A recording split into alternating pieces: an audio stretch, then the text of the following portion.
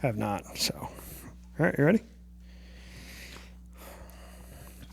What's up, guys? Welcome to I guess we can call this an on-location garage stories. I mean, we're actually in a garage. We're not actually, sitting in a room with a hood behind me. I got a full-on S10. So, middle of a project. We got Donald Tidmore with DT Performance on YouTube. What's up, buddy? How's it going, man? Dude, I never thought I would find myself in beautiful Fort Payne, Alabama. Yeah, I know, right? It's one of the good things with a lot of the opportunities I've had recently that, I get to do stuff like this. So it's pretty cool. So I don't know if you've watched the podcast before. It's been kind of going all out of order lately. Had some technical difficulties with audio and recording and all that stuff. I was sitting in the hotel room the other day and went to go edit, and all of a sudden it was like, all right, cool, my audio's dead.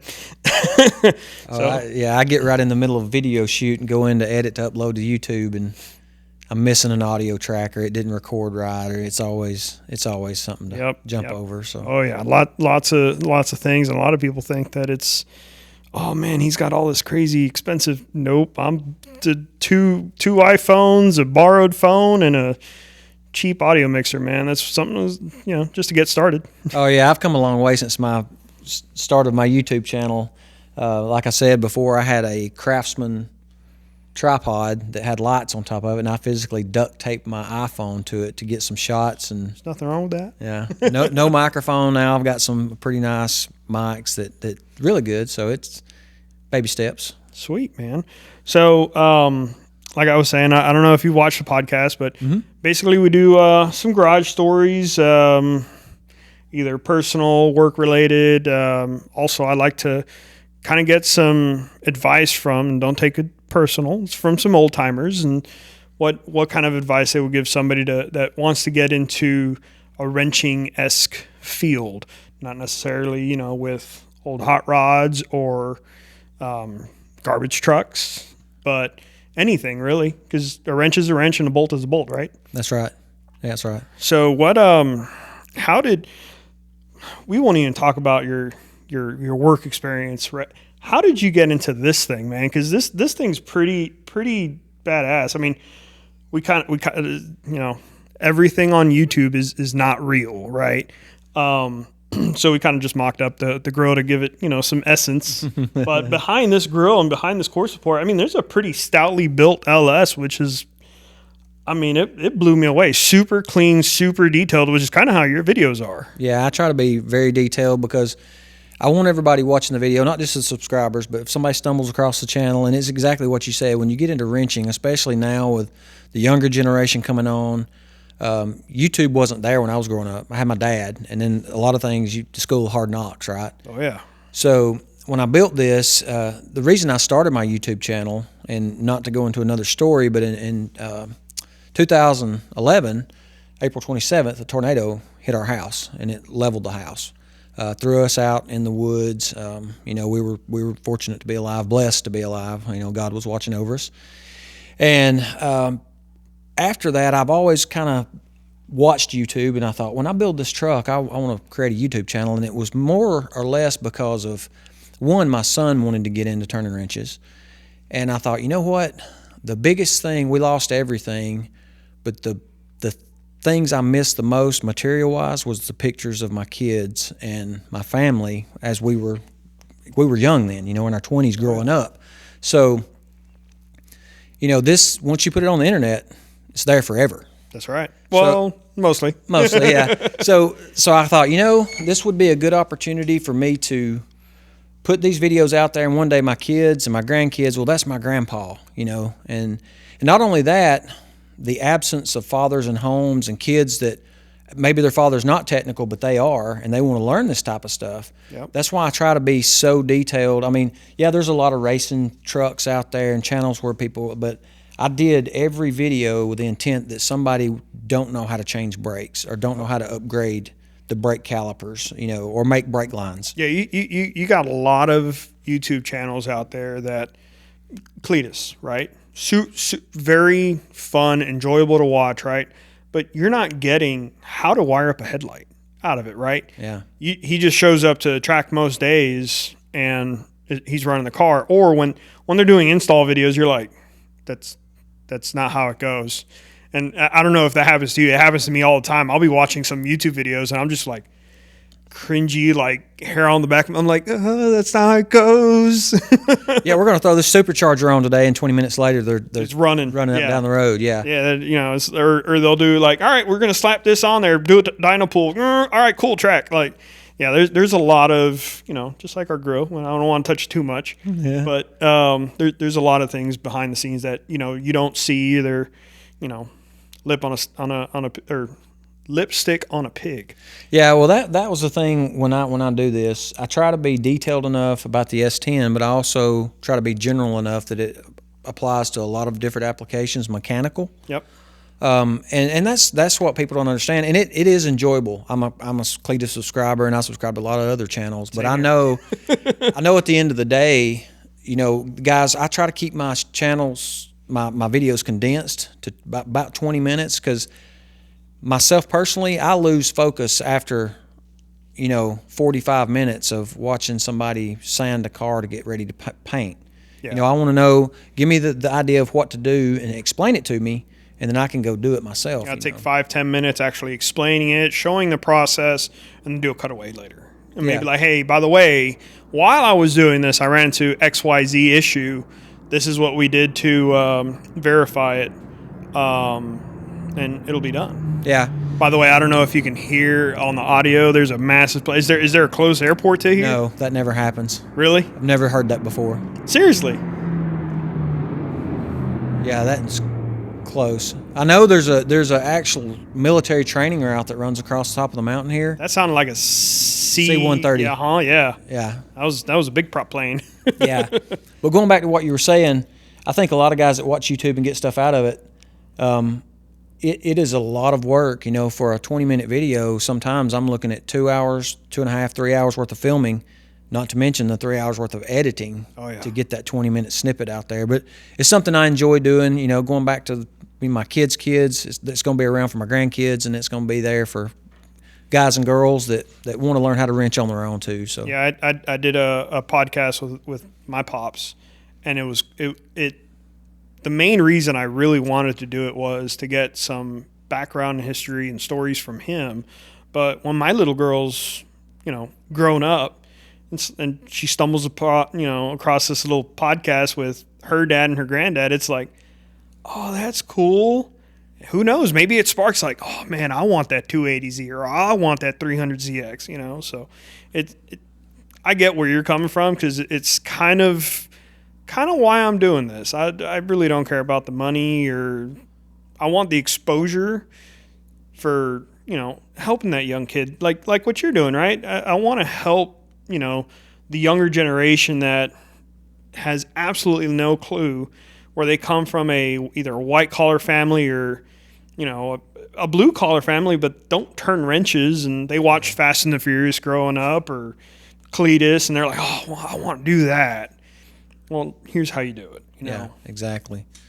Yeah, I did a series on a turbo 400 transmission, you know, and I plan to do a LS build engine, complete tear down and rebuild for the channel. And I don't want to get narrowed into a corner on just S10 stuff. Yep. I wanted to be, you know, well-rounded mechanical. I did a winch video, and, you know, I did a light review for a company. I don't get too caught up on, hey, here's some free stuff, try it, because I don't want to put myself, I don't want anybody to think that I would try to push something that I wouldn't use.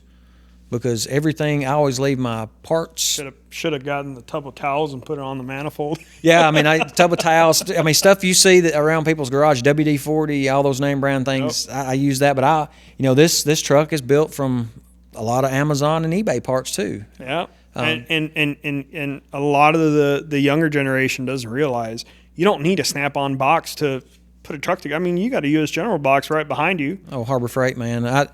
I would, you know, I'm not a tool snob. Snap-on, not knocking anybody, but I have turned wrenches since I was 13, 14 years old, and I've got one of the toolboxes that was found in my yard after the tornado was a Craftsman box, and all of them were still in it, and I've still got it. And that's awesome. Those things, they're not the professional series. They're not slick handles, and they're not finished well, but you know what? For somebody that's an average Joe around the shop, a good starter kit for these kids. A lot of your tools now, Harbor Freight's making the Icon series. They're a lot more comfortable than my old, tried and true Craftsman. I mean, my first tool set, and I've been wrenching for a while. My first tool set was a black chrome Husky set. Yeah. That was my first box, and I showed up to the dealership day one, and I opened up the box and put it on the top drawer, and I was like, that's an empty box. They supplied the box. So I was like, all right, cool. Well, do I have to fill this now? And they're like, no, man, you're fine. You're just starting, figure out what tools you need and keep, build up little by little. But getting back to toolboxes, man, those things are expensive. I got a triple bay with a hutch, and if I ever get my dream studio, quote unquote, set up, I'll either have the box in the background or a car that I'm working on or something in a garage or basement or something like that. But it's a triple bay snap-on with a hutch in green. Green's my favorite color. And a lot of people that are watching this probably know that. But I spent well over $15,000 on it. Oh yeah. I got a free Honda generator out of the little one, which actually had you talking about tornadoes in Florida. Little free generators come a long way during hurricane season. Oh yeah, I bet. But it just holds tools, and a lot of the younger generation are like, "Oh man, I need that Snap-on box." No, you don't. Yeah. You really not. You've made it. You want a nice, good cushion Cadillac Snap-on box, something like that. Go for it. But for starting out, Harbor Freight, Facebook Marketplace. Used Snap-on box. Oh yeah, and the thing about it is, a lot of these up and coming technicians and stuff, that's their prized possession. They want to have a nice toolbox, and I want nice things too. But at the end of the day, I take out the same 10 millimeter you do, and I take it out just as fast as you do, and for less money, and spend my money on something else. Yep. A lot of the Harbor Freight tools, they have come a long way in my generation of quality. But a lot of tools like a portable bandsaw, a hand bandsaw, or things like that, back when they first started, the central machinery things things I don't use all the time, Yep. I'll buy the cheaper version because I only need it like maybe 3 times, 4 times a year. So I don't need a Milwaukee, $500 Portaband. I'm bougie. Yeah. You're a tool snob. I like me some Milwaukee. Again, I'm not knocking anybody, but just for the average Joe mechanic, I tend to bargain shop for stuff and think, man, I could use that money to put, relocate the battery in my truck, use things like that. So yeah, so we got into the beginning of your YouTube channel. What got you into wrenching? Because you said 13, 14 years old. I built my first engine when I was 14, going on 15. Pushrod V8. Yeah, 350 Chevrolet. I had all my buddies. So my cousin is still big into drag racing today, and I used to stay over at his house. We call it spend the night in Alabama. We'd spend the night with my cousin, and we would go. Well, we won't go there. This is Alabama, so we're only 14 minutes in, man, or actually less, but we'll keep the cousins out of it to a minimum. But we would go to the racetrack or the drag strip on Friday nights, Saturday nights, and I didn't have a car, but they had multiple cars that they would race, and I hung around, the smell of rubber burning on the drag strip and methanol, gas, it just, and plus we didn't have video games then, so there wasn't a lot to do. You played outside or we went to the drag strip. All right, I don't want to age you, but this is 19-ish. Yeah, 1985. Okay. Or so. So from there, once I got old enough to drive, I got into four-wheel drives. So I had a 79 Bonanza Chevrolet, and of course I liked the Ford Mustangs, and that was in 93. That was when I was in high school, the 90, 91, 92, 93 area. You had a Fox body? I had a Fox body. But back then those were the street cars to have. But I'm still a Chevrolet guy. I don't knock any of them. I do. I can drive a Ford, a Mustang, but I'm a Chevy guy. But anyway, my dad, growing up, he worked a job in a factory, but he was a mechanic growing up, or was technical growing up. His father, my grandfather, knew how to work on. They were farmers. They worked on tractors and everything. So my dad always had 3 or 4 cars in the yard, rebuilding engines or changing head gaskets. And, you know, you get up on Saturday morning and you watch the cartoons, and then after that you go out in the shop and see what Dad's doing. And I'd stand out there and hold tools when he would let me, or hand tools when he would let me, because I could never do anything right. As you can't hold the flashlight right. He'd get mad and sling tools across the shop. So there's a reason for that. It's not that you couldn't do it. You were just the scapegoat for all the frustration that they were doing. I learned that a lot, like not too recently. I'm like, man, I really wish somebody would hold this light. Oh, I'm just aggravated. Yeah. I'm hoping I don't put my little girl through that when she's old enough to hold the light. Oh, I can see my dad in me. I've already done it to my son. I brought him up here to learn how to change oil, and you can tell when you put a ratchet on a oil pan drain plug, if it's crooked, you know he's about to bust his knuckles. You're like, straighten the wrench up, straighten the socket up. But my dad, I pulled the motor out of that old truck and tore it down, and by that time, when I was 16, I was working in a factory. So I was running heavy equipment then. But I put money back, bought me what I thought was a big cam, and my dad, he walked me through. He wouldn't touch anything. He's like, all right, put that main bearing in there. And we didn't have assembly lube. We used white lithium grease. Oh, wow. Oh, yeah. We didn't buy the Permatex or the Lucas oil assembly lube or any of that stuff. No, I've never. That's the first time I ever heard white. Yeah, we had a tub of looks like Gojo, the same kind of canister. And that's the way my dad. I seen him build 50 or 60 engines, and it was all put together with white assembly lube because it breaks down in oil. Yeah. After break-in, you run it 500 miles or whatever and drain it out. It's fine. I like that. That's a pretty good tech tip. I like that. I've never heard of white lithium put an engine together. I rebuilt the rotating assembly. Yeah, I rebuilt the top engine in my wife's Jeep, and I used Permatex, so the sticky stuff. So yeah, I don't know what brand it was. It comes in a little tube about yay big, about 3-inch tube. It's about 3 inches. And it's just this goopy. I mean, it's like molasses. Oh yeah, sticks to anything. Yeah. Oh gosh, man, you get that on you, and you're just like honey. Oh yeah. It's some good stuff. Yeah, that's the good stuff. Yeah. But I built that engine, and then from there, man, I just started building. My wife and I, after we got married, we had a few cars that needed engine overhauls, and I built those. And my dad had bought an 84 S10 first gen, and I found an old 78 model Chevrolet pickup a guy I worked with, and it had a turbo 350 transmission, 350 engine, and he was needing the money and wanted $400 for it. And that was my first V8 S10 swap. It was back in 90. It's probably back in 94, 95-ish. So this is by far the first one. No, I did in 94. I did an S10.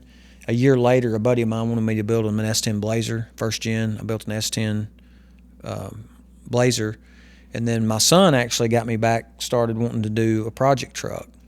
He said, "Hey, Dad, let's."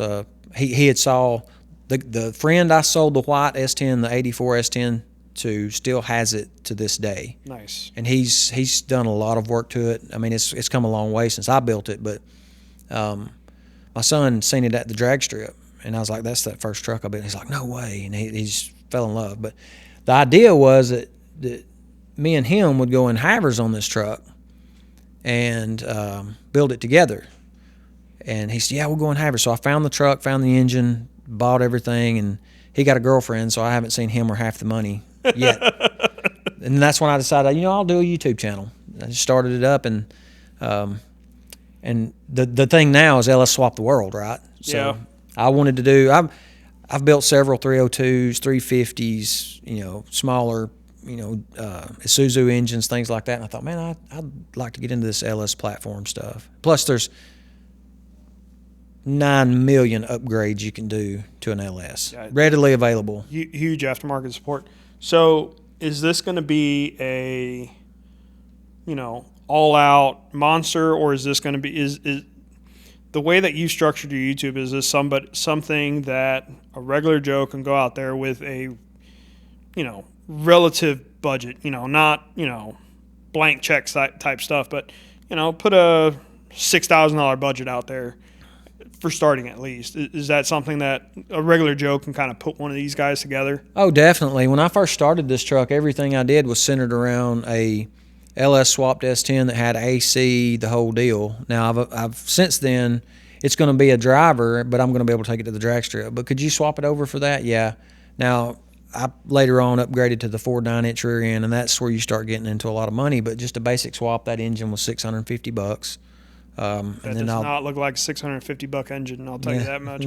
I mean, like I said, there's a bunch of stuff on here, but I mean it's super. It looks like a brand new block.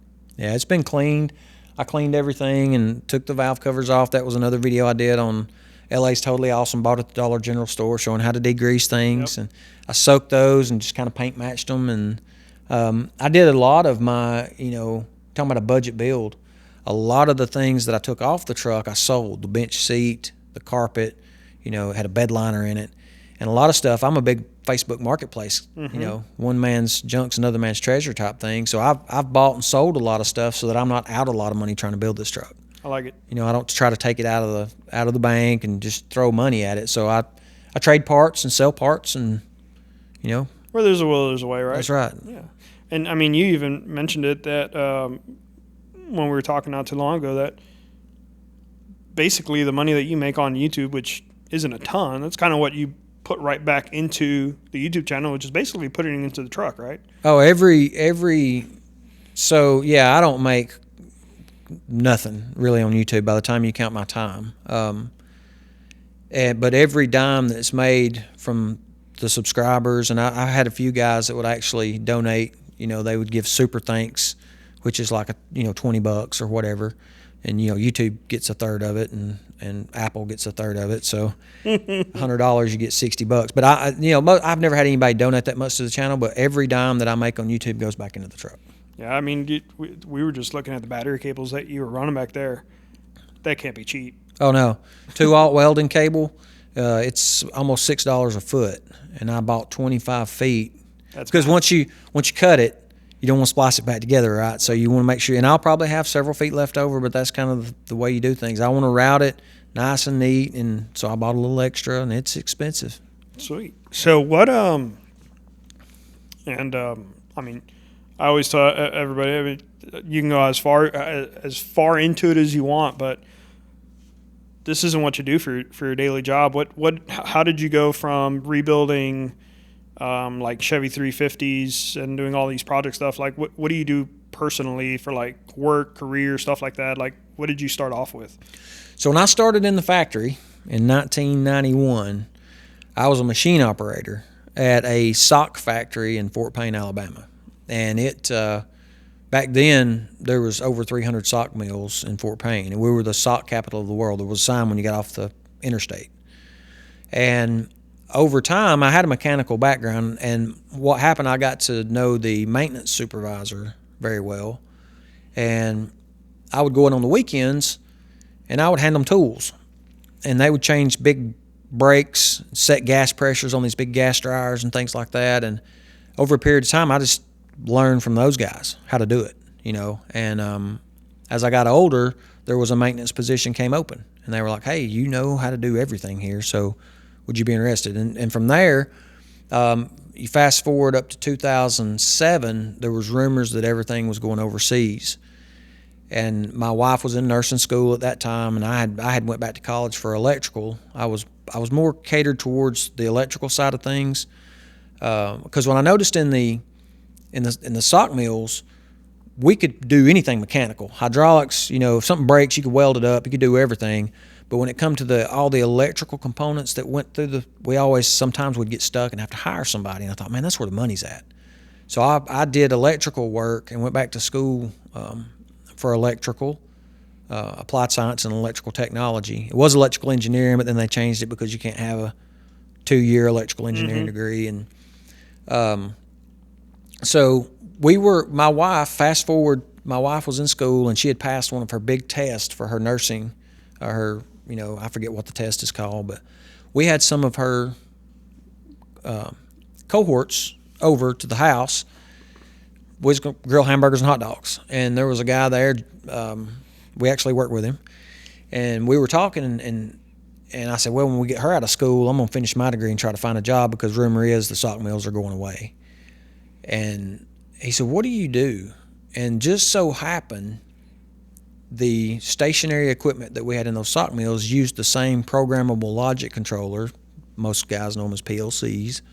And I had a lot of experience through what I had in college and then working with some programmers that came in from the outside to help us with our equipment. And I said, I work on this and PLCs. And he's like, whoa, PLCs, what kind of PLCs do you have? And I said, it was the Omron Sysmac 2s. He's like, that's the same thing we got in our garbage trucks. And he said, are you looking for a job? I said, actually, I will be, because the deal is it's going to play out. That, like I said, that was 2007. So I threw my hat in the ring at a garbage truck manufacturing plant and got hired in as a technician. And 2 years later, the sock mills closed, so I timed it just about right. Yep, because now everybody else is looking for work, and you're already in there. Yeah, exactly. Yeah, there was thousands of people in this small town that were out of a job. Yeah, it is a small town, and my wife even said, it's like, what is there to do? Like, there's a lot of people here. I'm like, it's got to be all industry and manufacturing and stuff like that. Yeah, there is a lot of tourists that come here because Fort Payne is known for the country super music group Alabama. You know, they live here, and there's a fan club and things like that. So there's a lot of people that come here for that. And now downtown is actually, you know, it's getting to be one of something like you'd see like in the Smokies. There's a lot of downtown shops that do the reclaimed furniture, or refurbished furniture, or whatever you want to call it, antique type stuff. Mm-hmm. And that draws people in from all around, you know, surrounding counties and even, you know, Kentucky. I've talked to some of the store owners. There's a lot of tourists here. You wouldn't think. We also have Little River Canyon, the national park now. It's there, and it's beautiful. They've got it all fixed up where you can walk down to the water. But it's small, but that's the heavy hitters here. They got a pretty good steakhouse. yeah. We got one. Yeah. So your background's electrical. Mm-hmm. How different is it to work on like sock mill stuff, garbage truck stuff, and S10 stuff, or is electrical just like a bolt's a bolt? To me, electrical is electrical. It's current flowing through a wire, and if you know how much is supposed to be there, and you know how to find it, and where it's supposed to be, when it's supposed to be there, relays and switches, as long as you know what the component is supposed to do, you know the order of operation, the handoff through the system, you can diagnose stuff down to the component level. It doesn't matter if it's house wiring, if it's automotive wiring. You just got to know if you're working on AC or DC. Yep. You know, I wired houses on the side for years, and DC was a little different. A lot more stuff going on, but good old Chilton's book, and now YouTube. Man, you don't even have to look through the Chilton's book. You can specifically identify, I want to know how to wire a triac AC switch on this S10, and somebody's got a video on it. Do you? I don't. Oh. I don't. I thought that was a plug. No, I wasn't pitching. I wasn't pitching that one. But well, now you know what you got to do. Yeah. Yeah, man. When it comes to electrical, I kind of treat it almost like levels of spicy. Like 12 volts is like the most mild you can get, and then you get like 12, 24, talking DC. So 12, well, actually talking DC, you can go back in the day to 6 volts, back in the 50s when they ran 6 volts on the cars. But you got 6, 12, 24, 36, 48. And then it's like, all right, cool. Well, that's still not that bad. But then you get into like the electric cars where they go 240 volt systems, 300 volt, all the way up to, I think the newest one was like 1,000 volts for some hypercars that they got going on, which is all electrical. I mean, that's spicy. That's going to make you stop. Yeah, we have some EVs in the garbage truck industry, and they're, some of those are 600 volt cabinets. So yeah, they get spicy, and then obviously a house wire 110, 220, 480 or 440, whatever it is, and it just gets spicier and spicier and spicier. Yeah, but it travels. It gets there the same way. It gets there the same way. It's electricity going through a wire. Yeah, exactly. So cool, man. For somebody that's trying to get into a technical field, we'll leave it broad, right? Whether it's working on cars, garbage trucks, plant or factory equipment, stuff like that, what is something that they can do to get started, get their foot in the door? Like, what would you recommend them to do? Find a field that they're interested in, and I can promise you in the technical world, there is somebody willing to train you or internship. Technicians are hard to come by these days. There was a short period of time there where nobody wanted to get their hands dirty, nobody wanted to turn wrenches, and now it's came back. There's a lot of young guys wanting to get into the technical field, and I actually instruct for my current career. And you walk in, and most of the technicians there are barely over 20 years old. They're not even going to college. Yeah. Do I recommend college? If you want to get a good jump start, go to a 2-year, get a mechanical degree of some kind. But it's not necessary. There's places out there that's paying great money and willing to train you as long as you'll show up. The biggest thing that there's so much turnover in the technical field. Guys will train a young person for a couple of years, and then the next door workforce will offer them $3 an hour and they're gone. So now they're trying to train somebody else. So now they've realized, hey, I'm willing to pay to keep them. So they'll invest that time in training, and they'll put them in there with a toolbox. And which we'll go 8-10 years ago. If you wanted to go, I was like, all right, cool. Well, I'll hire somebody else right behind you. Now it's totally different. I remember when I was at the dealership, it was like, all right, you found another, all right, cool, go get your box, take it out here. And it's like, now it's like, oh, well, I just can't find somebody else with your knowledge. Like, no, come back. Let's keep you. What do we got to do? So it's totally different now than it was 10 years ago. And I remember 10 years ago, at, I guess, the height of me turning wrenches, when I was the most agile and young sprout, you had the old timers that were still turning wrenches. Like, man, it's not like it was back in the day, man. I remember my 6-figure salary and this and that and blah, blah, blah. And it's just like, am I ever going to get that? Am I going to do it? And nowadays, techs, they can make 6 figures easy. Yeah, I read an article the other day. Ford had, I forget how many hundreds of thousands of technician jobs that were paying $120,000 a year. Yeah. And the young people out there, it's ripe for the picking if they're willing to show up. Put the work in. Oh yeah, there's a local company here that runs an ad on Facebook and in the paper and it literally says just looking for somebody to show up for work.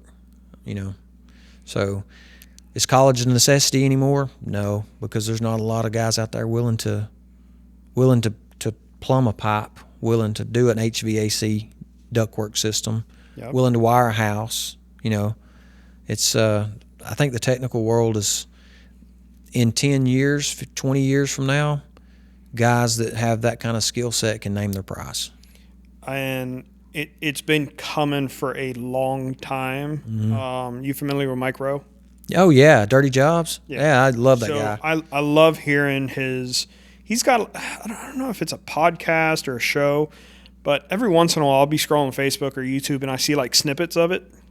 And it always hits hard. It's like, nobody wants to work. It's exactly what you say. It's like, we just want somebody to show up and turn a wrench, pay attention, put the phone down, just get work done. Exactly. It's not that hard. A bolt's a bolt, a wire's a wire. Just figure it out and get it done. And there's so many times where I'm explaining something to somebody and I'm breaking it down to simple terms.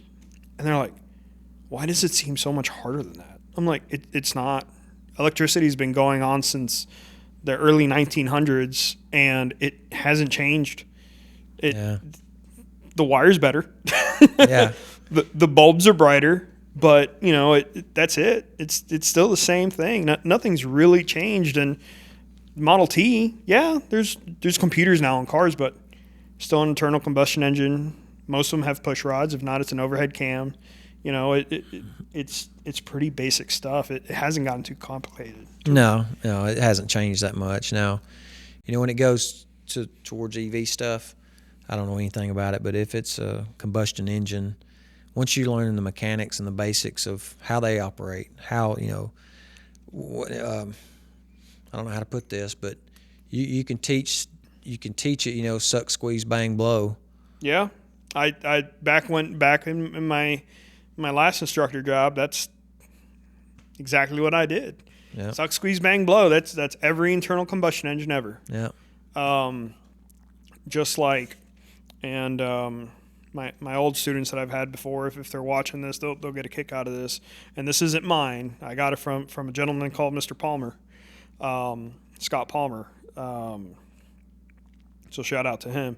But I had been doing electrical, as my career. I worked for Tesla, Audi, all the German stuff. I was doing electrical diag and understanding and all that stuff. And day one, I'm sitting in class, and I'm just watching him teach and all that stuff. And he's explaining Ohm's law with a pickup truck. And It's perfect because we got a pickup truck here, so it's even easier to explain, right? And he's like, all right, guys, everybody, and you've seen me teach class, so you know exactly where I'm going with this because I still use it. All right, everybody draw a pickup truck. Side profile pickup truck. It's like, all right, cool. And I drew it. And he's like, all right, how can you make a truck go faster? And young kids in class is more power. That's right, more horsepower. You take the 4-cylinder out of here, and you put a 5.3 LS with a nice cam and nice flowing exhaust. It's going to go faster. You haven't changed anything else on it. You just put more horsepower, it's going to go faster. Yeah. All right, cool. Well, what's good is a pickup truck if you can't haul stuff with it? I mean, I know you got a fuel cell back there, but if you got to take the trash out, you're going to put stuff back there. So he's like, all right, everybody put some fridges back there. So everybody draws a big old square in the back. It's like, well, the heavier we make these fridges is going to slow it down. It's like, yeah. Well, how can you overcome that? More power. So it's like, how it relates to it, right? Yeah. All right, cool. Well, all that's affecting the speed. He's like, yeah. He goes, congratulations. That's volts, ohms, and amps. The volts is going to be the horsepower. The ohms is the weight that you put in there, the load. The resistance. The resistance, right? And then the speed of which it's traveling, that's your amperage. And then years later, this is where I came up with this, right? Years later, somebody's like, yeah, well, what's the Watt's law? How can you use the pickup truck? That's your quarter mile time. Exactly. Yeah, that's a good one. How much work it's doing in a certain amount of time. That's your watts. That's your quarter mile time. Yeah. So, yeah, man, I first time I heard that, I was like, gosh. Perfect analogy. To me, being a gearhead, I'm like, it was a perfect analogy. I was like, why couldn't I hear this forever ago when I was first starting? And background, my dad's an electrician for a railroad, and he explained it to me like the book way and showing me examples and everything else, but it never like clicked as good as it did in that moment. I was like, man. That's why I was talking about going back to college. When I was wiring in the mills in the plant, we were doing 460, 483 phase, and I could wire those motors. I could reverse rotation. I knew what Y phase was. I knew what delta, how the transformers were tapped. But if you asked me to explain how it worked, I just knew that this went to this pin and this went to this pin, and when you flip that switch, it would come on. Mm-hmm. And that's why I went back to college, was to learn the theory, Ohm's law, Watt's law, all that stuff that I could actually understand and diagnose down to the component. Yep. And then be able to explain it, because the guys I worked with, they were the same way. They were like, well, that's just the way it works. And I'm like, no, there's more to it. It's like my dad taught me how to weld, and I've never had a welding class in my life, and it was always stick welding. Well, I bought a wire welder, and I recently bought a TIG, and I've never picked up a TIG in my life, and I thought about going back to school at my age so I could learn the theory behind, okay, what am I doing? What's actually going on? What's happening? Yeah. I can super glue two pieces together with molten metal in the middle, but why is it actually happening, and why does this metal not conduct as well as this metal? There's a lot, man. There's a lot. I'm hoping to have him on the podcast. His name's Pete, and he's a master fabricator. And I used to think, I haven't seen it, but I've heard rumors that he can do this. Have you heard about welding two razor blades together? Mm-hmm. How about gum wrappers? No, I haven't seen it down to that level. I've seen guys TIG utility knife blades and straight razor blades and stuff together. So allegedly, and I'm gonna ask him this because I didn't hear it from his mouth. Whenever I have him on, I'm gonna can you weld Wrigley's freaking gum wrappers together? So I know he can do. I've seen him do like shaving razors, the real thin razor blades. I've seen him do that, but I don't know if he can top that. Scotch tape. I mean, I don't. Yeah, right. Look, I did. But yeah, he's got some cool stories. But yeah, man, there's I whenever I heard the truck thing, it made me realize you're never too old to learn, and always be open to learning. Right. I sat down and I'm like, all right, cool. I just got to learn how to teach electrical. This is easy. I know all this stuff. And it's like 5 minutes in, I was like, I'm learning. I didn't know how to, I didn't know I can explain it that easy. So I'm always learning. I'm always open to learning, right? A lot of people say, yeah, I learn every day. No, I'm always open to learning. I always try to keep my ears open because you never know what's going to come across. And I mean, especially now, right? Oh yeah, that's one thing. When I came off, changed roles in the company I'm at now, and took the instructor position.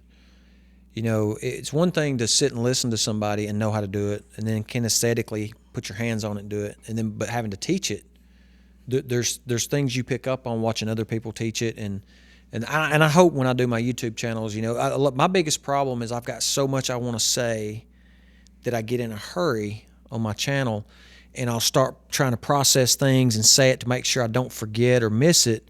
And then when I go back to edit it, I'm like, man, I sound like an idiot. And people always comment, hey, you're so detailed, it's great. But in my mind, I'm like, no, that's not how I wanted to say it. I wanted to say it in a much more understandable way. But going back to what you said, being in class, you never underestimate who's in there, because I've had 20-year-old kids ask a question that we get to diving deep into it, and they teach me something. Yep. And my son, both of them, they're like, you can weld, you can wire, you can do that. How do you know how to do all this? Well, you hear those adages on Facebook now. I grew up poor, so I had to learn.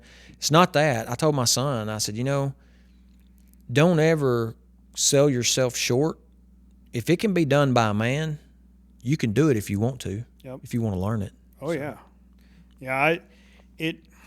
So one of the things, and I guess this is advice that's going to come out bad. Remember how I told you don't hit the mic? What did I do? I smacked it. No, you've been great. I'm the one that smacked it or everything twice. Yeah, I bumped it a little. It's fine. So one of the things, and it took me years to understand this. When somebody gives you a compliment, don't sell yourself short. Be willing to accept that compliment. Hey, man, you did a great job. No, I didn't. No, it's fine. Don't do that. Accept it. It makes you feel good. And it took me many, many years. And I think I learned that this year. Right? It's like, yeah, man, you're killing it. No, I'm not. It's the same thing I've been doing. But, when you're recognized for something, accept it. So that's one huge thing I'll tell, a younger person getting into this field. Now, don't let it go to your head. Right? There's a balance. Always take that compliment, and always be willing to accept constructive criticism. Yeah. Because you're always learning. Always learning. I've been in class before, and I'll be teaching on one subject, and somebody like you is, well, tell me about this truck. Well, okay, I'll tell you this, and this, and they're like, well, did you know? And then whenever they hit me with a did you know, it's like, tell me, because I want to know. What did you come up with as this fix, or did you actually fix it? So it's I guess this is where we're getting to the fun stories, but I've come across a lot of techs now with the traveling gig, and I get into seasoned techs and some of the stories that they tell me, and it makes you kind of question life, and like, oh, I don't know about that. You got any fun stories of things you've done or you've seen in the field that kind of are just funny or perk you up? Like, I can't believe they did that.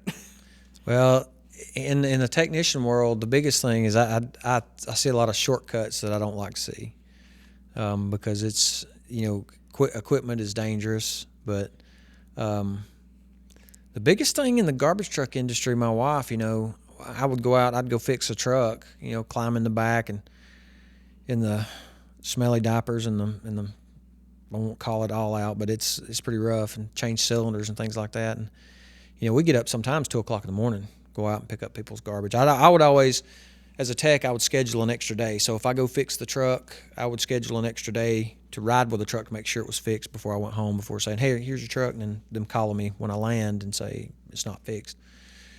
But we would leave out at 2:00 in the morning and run till 5 in the afternoon. And she's like, well, what did y'all eat? Most of the time it's a gas station, or they bring their lunch. And the other part of it is, she was like, well, where do you go to the bathroom? And I'm like, if you're lucky, you're in a residential neighborhood and they have a porta-john and you go that. But if not, you move the packer panel back and you climb behind the blade, or the packer panel. You climb Can't behind say blade anymore. Can't say blade anymore.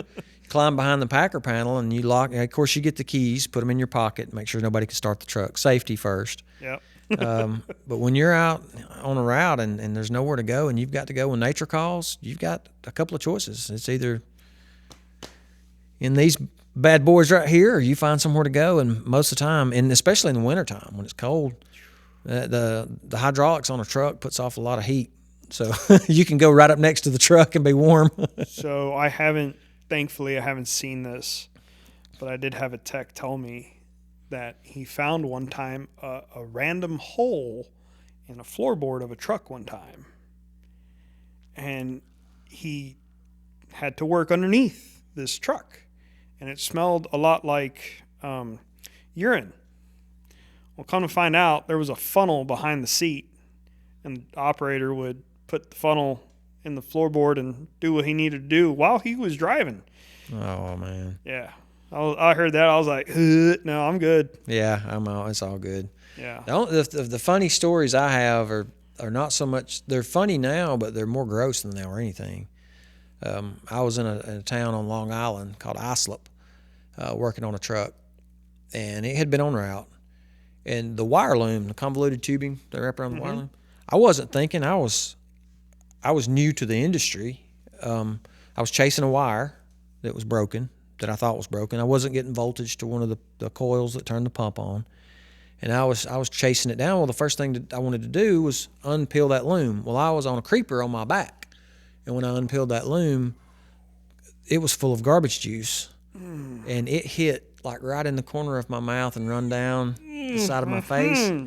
And I was like, that was not good. And you replay it in your head. What if that hit you in the mouth? I mean, what do you do? So, but enjoy it. Funny stories, not so much. Challenging stories. Working on garbage trucks is tough. So before I ever got into waste, and by the way, I want to say something. So, growing up, my mom told me, hey, if you want to work on cars, you want to turn wrenches. She told me, first off, if you do what you love, you'll never work a day in your life. Yeah. That's BS. You're working. Right? You're going to be working. You're going to be sweating. You're going to be breaking your hands. You're going to be bleeding. It's work, right? It's not all what YouTube makes it out to look like. But she told me, don't go work on Hondas. Go work on Ferraris or Audis or this or that, like all these Highline stuff. And that's what I did. Well, guess what? You're still a tech. You're still going to make money. Doesn't matter where you work in, as long as you bust your butt. One of the things she said was like, don't go work on garbage trucks, right? Because she was like, oh, that's dirty and degrading. And I said, let me tell you what, there's some garbage truck techs out there that make way more money than you think they make. Oh yeah, because they get paid to play with the juice. Yeah, that's right. Yeah, not only that, the operators too, because a lot of guys look at these drivers and think that's a garbage guy. Well, there is skill involved in not only being a tech and being able to work on these things. Oh yeah, drive. Because it's not a nice painted car that comes out of the car wash and pulls into the dealership. Nope. It's full of grit and grime, and there's stuff in the back of a garbage truck. Scientists haven't even figured out what it is yet. Mm-hmm. But these operators, man, they are continually, watching for children playing in the streets and things happening around them while they're driving this truck, picking up containers and making sure that they're not driving over their speed limit and the arm is where it needs to be. They don't run into anything. They're very talented guys. Oh yeah. So it's enjoyable to see a guy that can operate a truck. Yeah, before I got into the waste side of the technician field, I never realized how intricate, we can say, how intricate these trucks actually are, because they do take technicians to work on them. If you're a parts changer and you don't understand why you're changing a part,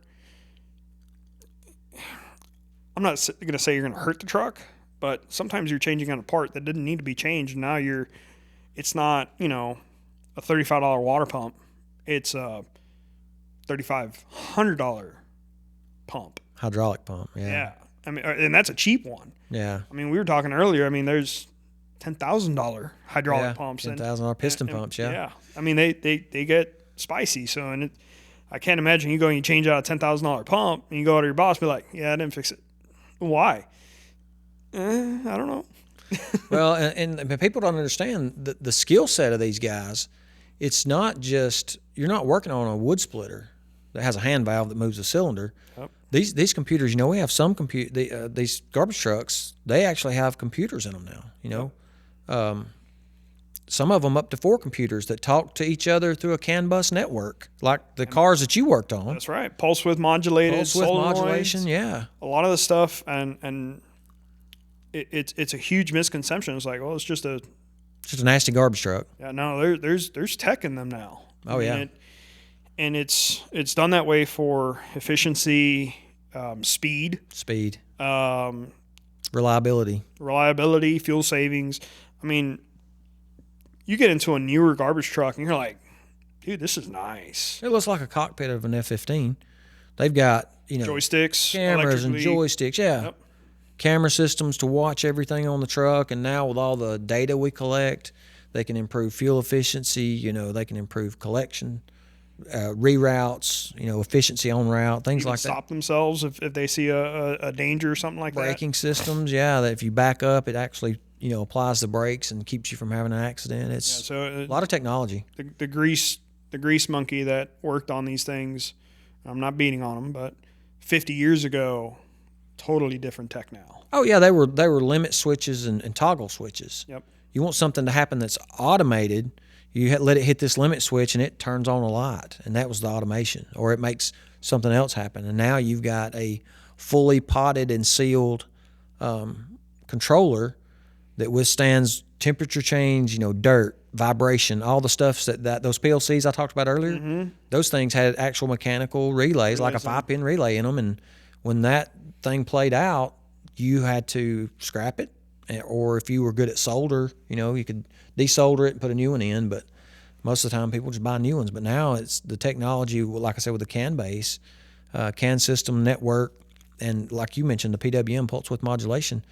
It's a lot. It's a lot to learn, and somebody that has that skill set, like coming from the industry you did to the refuse industry, that's where you're appreciated. I mean, you come out of you have that skill set to walk onto the job and have the knowledge. You may not know exactly what it is, but when somebody says this does this, you're like, oh, I got it. Yeah. It's interesting how many techs I've ran into in the refuse industry that come from Honda or Ford or BMW. I've where was I? Last week I ran into a guy that had just started from BMW. And he goes, these things are cake. I don't have to deal with customer rattles. I mean, and it was pretty cool. It's like, cool. I'm not the only one coming from like luxury car brands over to the refuse side, but it all goes back down to it. A bolt's a bolt, a wire's a wire. Well, not only the car industry, like you mentioned, that is huge because a lot of that translates over, but also you got a lot of these guys in the yellow iron. You got to think, when you pick up the garbage, where does it have to go? The landfill. Yep. What is at the landfill? Oh, yeah. Dozers and dump trucks and Skid steers. Yep. And a lot of these guys that own these companies that pick up your trash, they own the landfill. So they don't only have guys that work on the garbage trucks, they work on the utility trucks that has the air compressors and welders that drive out to the landfill that works on the big Komatsus and case dozers. So they have a plethora of equipment. It's a huge industry. And then your municipalities, the technicians like the city of, name it, they work on the weed eaters, the cop cars, the grass that mows, the tractor that cuts the grass at the football field. If you don't have turf. I mean, we just got it here in Fort Payne, but and to have somebody that's well rounded in that aspect, going back to what we said earlier, name your price. Yep. Yeah, you got somebody that can work on a weed eater, a Crown Vic, garbage truck, a fire truck, a ladder truck, a boom truck. I mean, a bus. I mean, street sweeper, sewer vacs. Yeah. Those are techs, man. Those are technicians, like by the book like the definition in my book, that's a technician. Somebody that just can work on one car or one brand and change a part because that's what the bulletin says to do when they comes in with this code. That's a parts changer. That's a mechanic, right? But you got somebody that can be well-versed on a plethora. I love that word. Yeah. What is it? What movie is that from? Do you even know what that means, Jefe? Oh, God. The Three Amigos. There we go. Yeah. But they work on a plethora of equipment, and you're just like, how do you keep track of it all? And then you look at their toolboxes, and they're massive. Yeah. Because they need the special tool for the skid steer and this other tool for the Crown Vic and this other tool for the garbage truck and you're just like, dude, there's no way. And the other thing is on the refuse side of things with the garbage trucks, there's two sides of it. It's not just a garbage truck. You have the manufacturer of the body, and then that whole body gets mounted onto a chassis. Mm-hmm. Well, that chassis could be Mack, it could be Peterbilt, it can be Battle, Autocar, Kenworth, International. Yeah, there's tons of them. And now you got a tech that for a municipality. I've seen this. They'll have 4 different body manufacturers and 6 different chassis manufacturers, all mixed, matched, and moshed. And you're just like, why? Cheapest better. Yeah. Get to working. Now you got to understand 8 different budgets. Things. Yeah. Yeah. So yeah, I mean it's.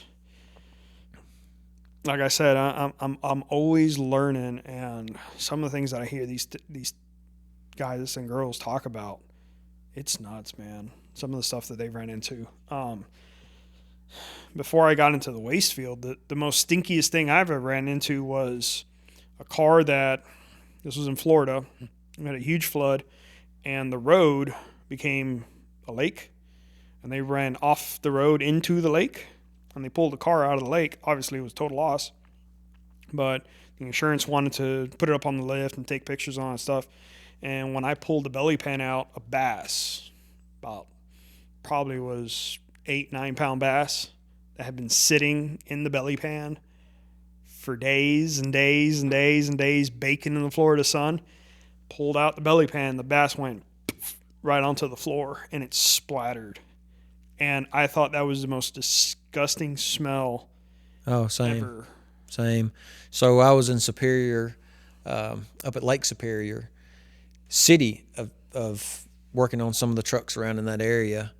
And I've been all over the United States and out of the country working on garbage trucks. And garbage smells like garbage.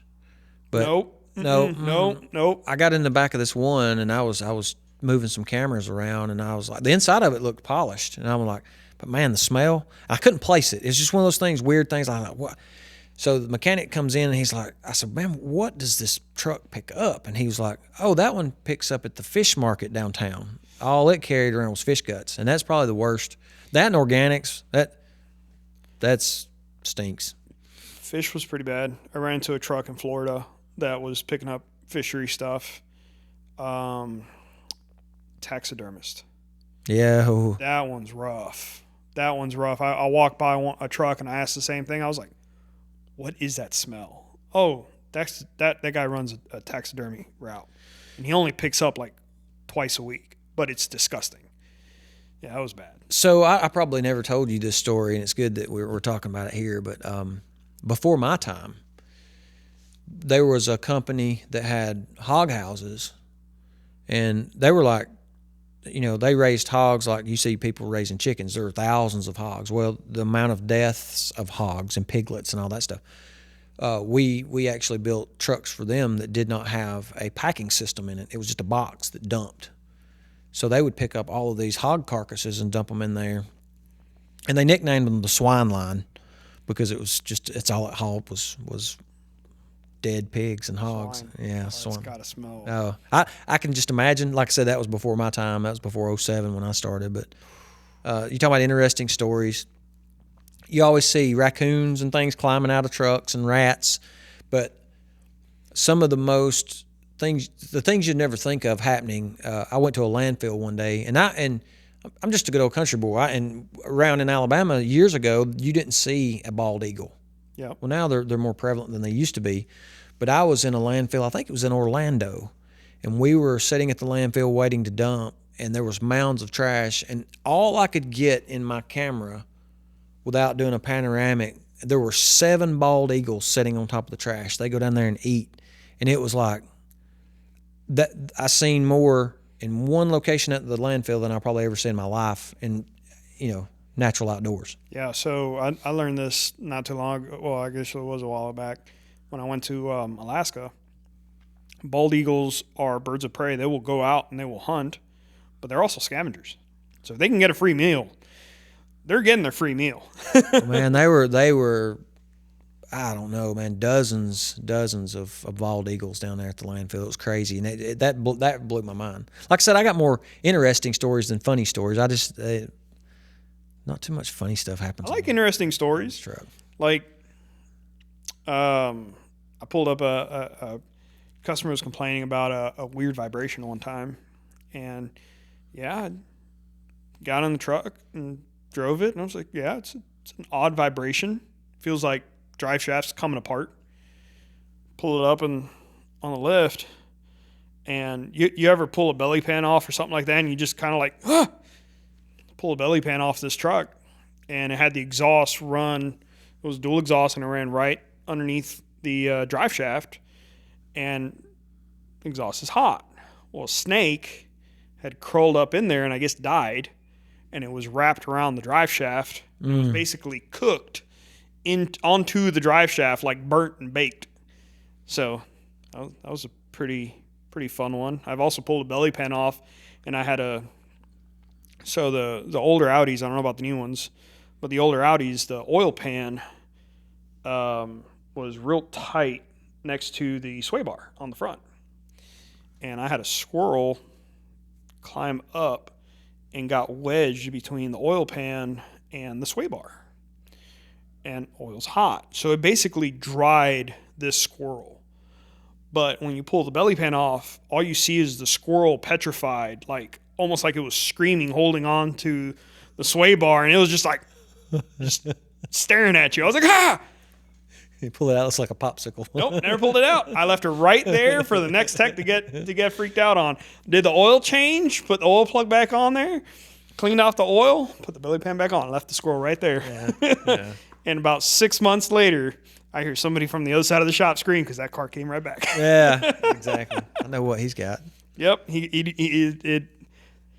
Funny thing is that squirrel stayed there. I left that dealership, and I'm pretty sure that squirrel was still on that car. Jeez. Just going around scaring every single tech that would jump on it. Yeah, that's when you call your buddies. Hey, you see that car there? Give it to Jim over here. He hasn't experienced a squirrel. Yeah, he hadn't got the squirrel yet. Yeah, man. All right. Well, got anything else? No, just I'm glad that we had this opportunity, man. I'm going to promote it on my channel and point everybody towards you, and I can't wait to see the podcast with you and your dad. So yeah, well, by the time this comes out, yeah, that'll already be released. It releases this weekend. Tomorrow. I said tomorrow, but I seen on your Facebook it was tomorrow, but I was thinking didn't want to misstate it. So Yeah. Right now, how it works out, just because it's with me traveling all the time and work and all that stuff, it's hard to sit down. This is the most time-consuming part of it, right? Because it's like, all right, block off time. So it's really hard to get, the recordings done.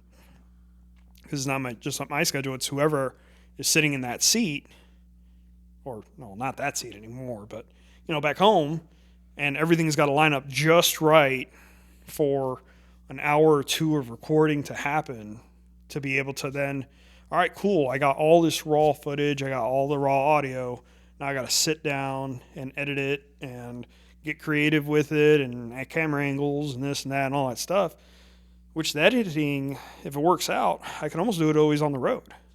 Yeah. It's like we were talking about before, I've ran into issues where I go to edit something and it's like, audio file is corrupt. Great. Yeah. Where's the original audio file? In this. At I home. have that with me. Yep. So, and it just always works that way. But yeah, this when they see this will be coming out in January. Just because that's how it's going to line up. And as of right now, I'm trying to do once a month. I mean, I figured it's long enough where if somebody's watching or listening to the podcast, they can listen to it like 15 minutes here, 20 minutes there, and eventually finish the podcast of an hour or 2 hours, whatever it is. That's how I used to listen and watch podcasts, which was, on the drive to work, on the drive home. On the plane. Oh, yeah, on the plane now I can kill a podcast easy. Oh, yeah. I get caught up real quick on travel day. Yeah, when I started editing, I still travel some. I try to get all my filming done, but I run into a lot of errors where the thumbnail picture doesn't look like I want it to look like. And I'll tell you what, but starting a YouTube channel, I enjoy it for one, but like you said, it's if you look at the size of my channel, what I make versus the time I've got in it, I'm not making a killing, and I wasn't in it for the money to start with. It's nice to get a little something, but it made me really appreciate these guys that put the time in these YouTube channels, because like you said, and we talked about earlier, for me to shoot a 20-minute brake job video, it could be 3 hours of work. Oh man. Because it takes you 10 minutes to do a brake job, but it's like, well, I got to set up here and I'm going to show undoing this bolt.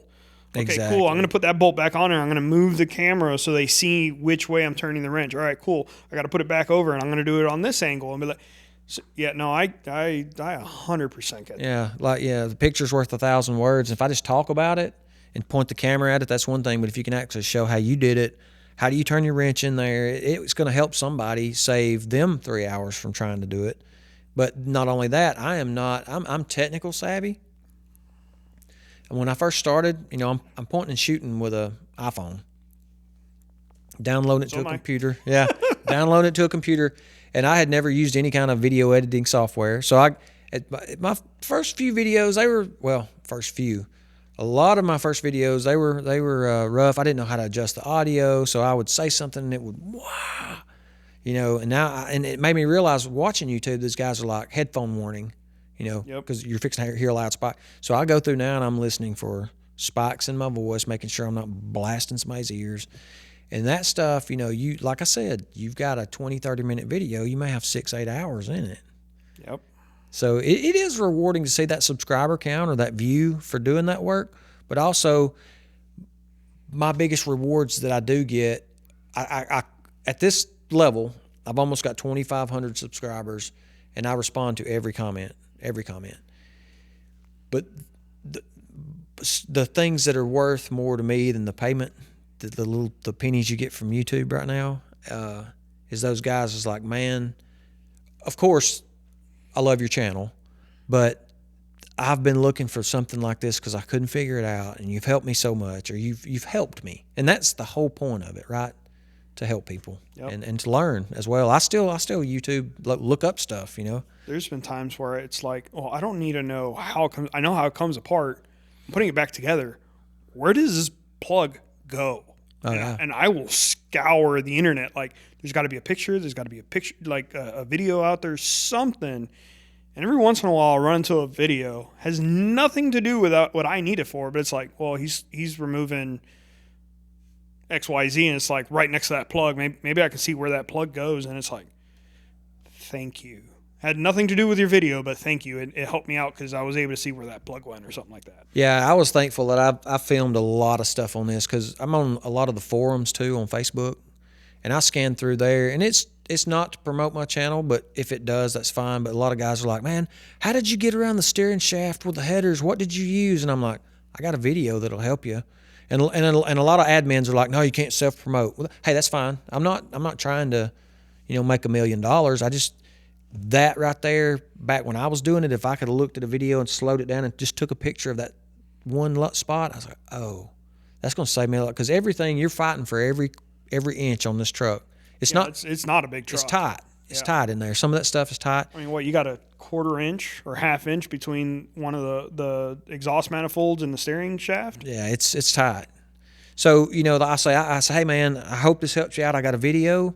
Look at minute 357, and it'll answer the question what you're looking for. Yeah. And I do that a lot. I try not to flood the forums with that kind of stuff. Like I said, a lot of admins don't like you self-promoting, but I'm of the mindset if it helps somebody, they might not ever come across my channel. Yep. Because if you're looking for the clearance distance from the manifolds or the headers to the steering shaft and you Google that, probably not a video, but it's in my video of installing the manifolds and the steering shaft. So there you go. I didn't even know you had a video on that. Yeah. Good stuff. Yeah, I'm approaching, I think I've got 93 videos. So, and my goal when I started was to do a video a week, but I don't want to put out a video just to put out content. Yep. I want it to be meaningful and have a purpose. Yep. So yeah, that's one of the reasons why, I can only put out a video a month right now because, yeah, could I get Joe Schmo from Jiffy Lube? No, not knocking you, whoever that Joe Schmo from Jiffy Lube might be, but I want to get somebody that's got some real life experiences. I've ran, and the one I had issues with, which hopefully I can get the audio figured out and all that stuff. It's a 3-hour podcast. He's only been in the field for 1.5 years, 2 years. But within that time, he's done more than most people do in a lifetime. Yeah. This cat started as a realtor professionally. His parents were realtors. He became a realtor. He's like, cool, I want to go racing. And he went and started at the bottom level of NASCAR. And within that 1.5 years, 2 years, was changing tires in Le Mans. Like 24-hour Le Mans in France. I was just like, yeah, I'm going to have you on here. And That's we cool. went in detail how he climbed and, just clawed his way up. Now, keep in mind, he did this for so long, he got burnt out. He got burnt out. And now he's selling cars. Just kind of like, I don't want to sell them short. And you guys need to watch the podcast when it does come out. But it's going to be a 2-parter. And it'll probably come after this one. And I mean, it's just mind-blowing how much this guy has accomplished in such a short amount of time. Where, you talk to you and you've accomplished a ton, but it's kind of a different sauce, I guess. Yeah, the secret of success, right? That guy's got the key, sounds like. But yeah, that's just one of the things, figuring it out, helping other people. And the surprising thing is when you talk about videos and content, well, I was talking about a few minutes ago, it surprises me some of the videos and you see this on all these self-help YouTube channels, right? How to grow your channel to 100,000 subscribers. The videos that I've made that I thought, well, that wasn't very good. They get more views than the ones that I pour my heart and soul into, thinking this is going to be a great video and it'll get 120 views. Oh, case in point, the video I did with my dad that I edited. I tried to scour every single picture that I could find. And he was a huge help finding all the pictures. And I went in there and placed them in different time slots throughout the video and had to figure out the fading and this. that took at least 2 hours to get all that done because I pretty much had to rewatch the podcast and be like, oh, I can put the Z here, and I can put his Z here, and our Z here, and I can put the Audi here, and the this here, and the that here, and it's like, it's time consuming. It's probably not going to mean absolutely anything to anybody out there, but at the end of the day, it means to me because it's my dad. My girl can come back and watch her dad and granddad talking. But then my first one that I ever put out there with Bill reached out to me and goes, you have no idea how much this means to me. Because my kids are reaching out to me telling me, I had no idea. I had no idea of your stories. So I would love for that. That's the gratification that I get. Somebody coming back is like, dude, that was awesome. You have no idea. My kid came back to me and told me that he never knew that. That goes to another point that I didn't talk about, but I think a lot of times, like you're taking that time to do those pictures. I'm talking about the videos that I thought wouldn't do well at all, but they mean so much to somebody else. I think a lot of times, not bragging, yep. But I think a lot of times our experience and our knowledge of things is so elementary to us that we take for granted that it means a lot to somebody else. Yeah, that's 100%. So, I now when I have a video idea, I'm like, nah, I don't want nobody watch that. And I'm thinking, there might be that one person out there that needs that. Yep. So never take for granted that your experience is so low that it won't mean something to somebody else. Because just like when we first started, I know you're ready to wind down, but I've been doing mechanic work 30 plus years, and I still learn from those young guys. They'll come in and they'll say, well, I found this the other day. I'm like, I didn't even think of that. Case in point, you know how to do an oil change, right? Hmm? You'll probably never make a video on how to do an oil change on an LS, but I guarantee you there's somebody out there that is wanting to do their own maintenance, just like you did the brake job video. There's going to be somebody that's going to be like, oh, I've just bought an S10 swapped LS. I bought it because it sounded good and it looks good. How do I do an oil change on this? It's got to be crazy. And it's like, there's that one video out there. It's like V8 swapped LS oil change. Yeah. Somebody's going to look for it. And yeah, to me, it's like, well, it's a drain bolt. Drop the filter, put the filter on there, put the bolt back in, fill it with oil.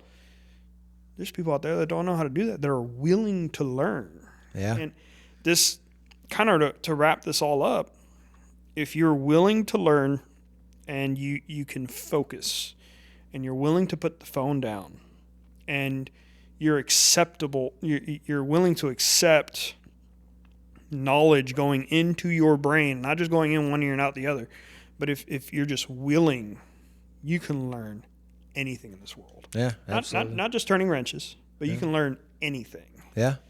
So if it can be done by a man, you can do it if you put your mind to it. You said something about cutting corners. I saw a sticker earlier today. It says when you cut so many corners, you're going to start going around and around in circles. In a circle. Yep. Exactly. Yeah, that's a good point. All right, buddy. You don't know this means a lot. I'm glad I was able to come to your shop. We turned the heat off because it was too loud. Heater's for the loud mics. in here, yeah. But I think we're ready to come off of this mic and turn that heat back on. Yeah, I'm getting icicles over here, so it's getting cold out here. So, but I appreciate the opportunity. I'm going to announce it on my YouTube channel, point everybody to you, and they kind of get to know who. I never really did a video telling who I am. I just started my channel. Hey, this is DT Performance, and welcome to the channel. So is that where they can find you, DT Performance on YouTube? DT Performance, little red truck. I'm Donald Tidmore, and that's the most creative name I could come up with.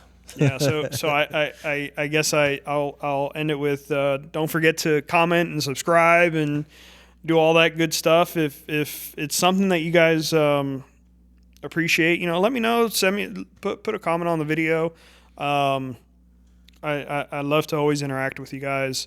This isn't my first YouTube channel like we talked about, but I might. Last week you kind of gave me that little spark. I think I'm gonna start start that channel up again, doing little travel vlogs and stuff like that now that I can do that. You should.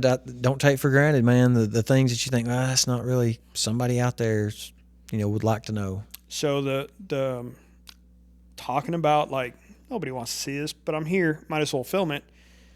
Silver Springs, Florida. Ever heard of it? Mm-hmm. Had never heard of it before. And this was years ago. One of my best friends, Adam, you've heard me talk about Adam. They were looking for a location to get married. And they went and found Silver Springs. Never heard of it. So I was like, yeah, I'll go with you. Grabbed my camera, did a little record, this, that, whatever. Come and find out, Silver Springs back in the day was huge. It's the most successful video I've had on that channel. Yeah. And it's like, I've had Disney stuff on there. I do all sorts of random stuff, and mostly like theme park stuff back in the day. Silver Springs, Florida. It's like, yeah, it's never thought of, and it's a lot of old timers. No offense out there, but it's a lot of old timers that are like, oh man, and that these are the comments. I remember going there as a kid. They used to have this and that, blah blah blah blah, and I'm just like, this is cool. I didn't realize that I was doing this type of video. Yeah. So yeah, sometimes you never know what's going to hit on YouTube. It's just who's in the mood to Google or search, Silver Springs Fall. Boom. Yep. Oh, look at this video. Yeah. But all right, man. Well, again, I'm very thankful for you taking your time and giving me the garage for. Oh, I like I said, I appreciate the opportunity for you to come over and put all this together. I think it's good to get the story out and enjoy the time just exchanging stories. Guys, go check out TT Performance. He's got some awesome, very technical videos. He explains stuff in depth.